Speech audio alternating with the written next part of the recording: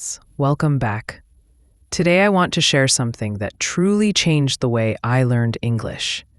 It's not grammar, it's not vocabulary lists. It's something more powerful. The ability to guess the meaning of new words from context. At first, this sounded impossible to me. When I started reading English texts, I stopped at every difficult word. I opened the dictionary again and again.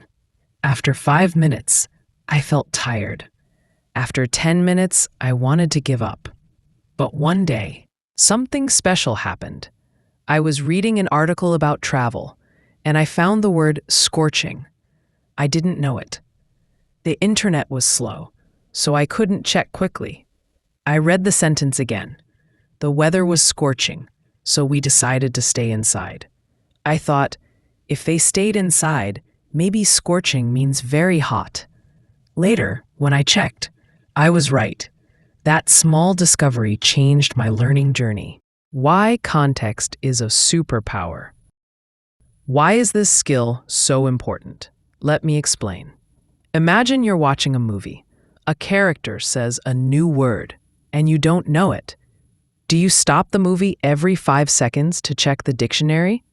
No, of course not. You watch, you listen, and your brain finds clues. When you guess from context, your brain becomes active. You remember better. You read faster and enjoy more. I always tell myself, a dictionary is a tool, not a crutch. If I use it too often, my brain gets lazy. But when I try to guess first, my brain becomes stronger. The clues hidden in the text. Over time, I learned that English texts are full of signals. Here are the main ones. 1. Synonyms and definitions in the sentence. Example: archaeology, the study of ancient cultures, is fascinating. Here, the text tells you directly. 2. Examples: he enjoys aquatic sports like swimming and diving.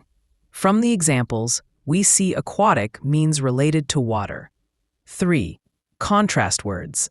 Unlike his cheerful sister, Tom was gloomy. The word unlike tells us gloomy is the opposite of cheerful.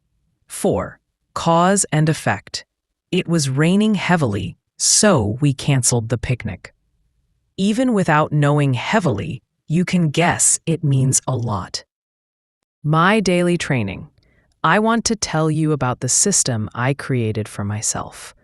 Every day, I read a short article or a story for 10 to 15 minutes. I didn't stop for every word. Instead, I circled 3 new words. My rule was simple: guess first, check later. At first, my guesses were wrong half the time. But after 2 weeks, I noticed something. I was faster, more confident, and I guessed correctly 70% of the time. This small daily habit became my secret weapon. The struggles. Let's be honest. Some days it was not easy. I remember one evening, I was reading about science. The text was full of new terms. I felt frustrated. I thought, maybe I should just quit and only study with a teacher.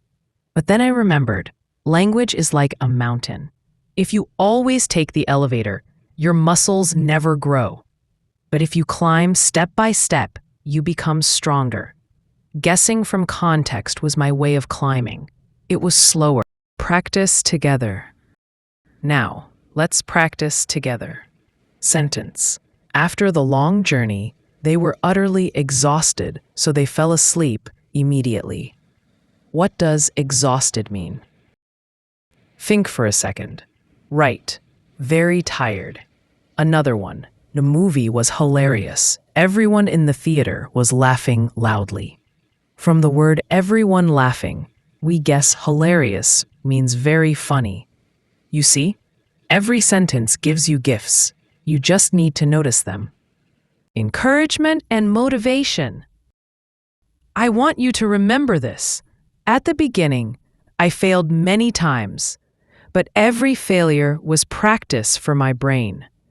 Today, when I read, I don't fear new words. I enjoy the challenge, and you can too.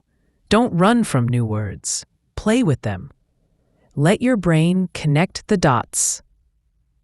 So here is your challenge. Read a short text every day. Circle 3 new words. Guess first, then check. Do this for 6 months, and I promise your English will feel different. You will be stronger, faster, and more confident. Remember, you don't need to understand every word to understand the story. Trust the text. Trust yourself. Thank you for joining me today. Keep practicing, keep believing, and I'll see you in the next episode.